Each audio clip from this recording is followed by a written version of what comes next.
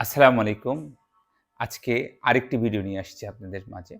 সেটা হচ্ছে যারা আ ইন্ডিয়াতে চিকিৎসা করতে যেতে চাচ্ছেন বা ইন্ডিয়াতে অ্যা বিভিন্ন অ রকম আগে পরে আপনাদের চিকিৎসা করেছেন। এখন ভিসা পাচ্ছেন না, তাদের জন্য এই ভিডিওটা।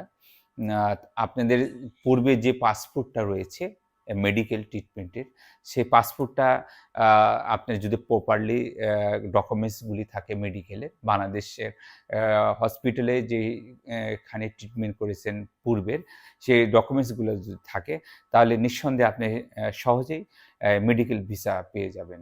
এবং এই ভিসাটি পেতে হয়ে আপনাকে অ্যা ২ থেকে ৩ সপ্তাহ সময় লাগবে। তো আমি এ বিষয়ে আপনাদেরকে হেল্প করতে পারি। আমার যতটুকু সাধ্য আছে আপনার প্রসেসিং করা এবং ভিসা করে দেওয়ার জন্য আমি হেল্প করব আপনাদেরকে। যদি আপনাদের মনে হয় তাহলে অবশ্যই যোগাযোগ করবেন। এর জন্য বাড়তি আপনাদের কোনো অর্থ ব্যয় করা লাগবে না।